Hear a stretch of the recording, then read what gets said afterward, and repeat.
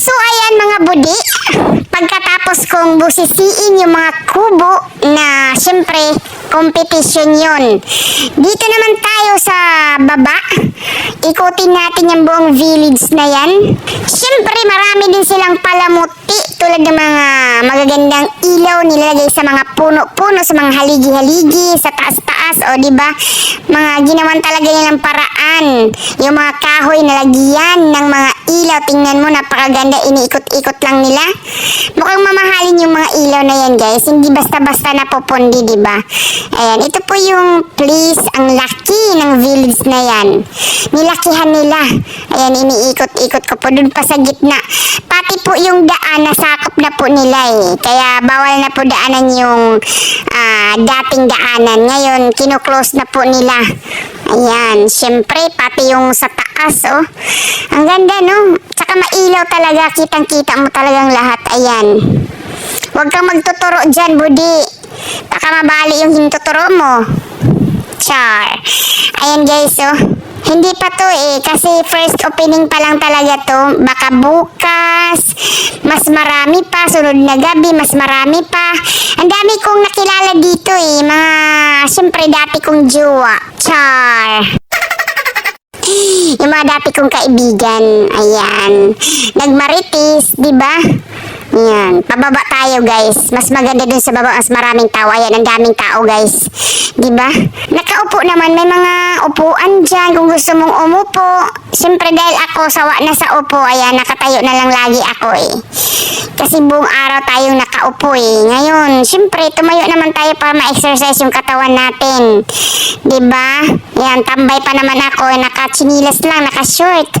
At saka, pwede ba yun? Talagang pumunta ako dyan.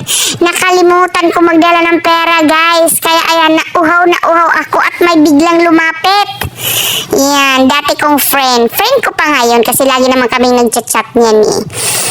Nagtatawanan lang kami, nagmamaritisan kung anong ganap dito. Siya kumakain, talagang laway na ako eh. Wala kasi akong dalang pera, guys. Ayun, napagpasyahan namin na pumila. Kasi may free pala na drinks dyan. Sa bagay, pipili naman talaga tayo kasi free pa eh. Tapos ayaw mo pang pumila. Anong gusto mo? Dalhan ka kaagad? Siyempre dahil naulaw ako, kinapalan ko na yung mukha ko, binagaan ko na yung mukha ko para lang makainom ng drinks nila. Sagu at gulaman ata to. Ayan, ang haba ng pila, guys. Ang layo-layo pa namin eh. Talagang uhaw na ako. Siyempre. Guys, hindi po kami mukhang pera ha. Mukha lang kaming asay. Asay kaon to Siyempre free naman kasi yan, guys. Sino bang hindi pipila sa free, diba? Masarap kasi pag free. Ayan, medyo nababagot na ako sa dami ng pila, guys. Finally, sa tagal-tagal naming pumila, ayan, nakainom na rin si Budi. Ayan, choco milk yung kinuha ko. Diba? Ang sarap, diba? Ayan, may kamartis na naman akong pinsan. Yan, ano ba pinag-usapan nyo? Kamusta ang buhay? Pautang naman. Char. Diba? Ang tanga-tanga ko naman kasi, guys, pumunta talaga ako sa village na ni isang kusing. Kaya ayan, umaasa na lang sa libre. Pero sarap ha, in fairness. Yan, syempre, bababa tayo kasi manunod tayo ng iba't ibang palabas dyan. Magnilay-nilay tayo habang, iwan ko kung asan yung partner ko eh. Basta, tumakas ako sa kanya eh. Ang kasi baduy yun kasama eh. Laging nagyayayaan na umuwi, kaya nilayasan ko. Buti pa kasama yung iba, oh. Tingnan mo, nagmaritisan kami. Mari, kailan ka magbabayad ng utang? Char.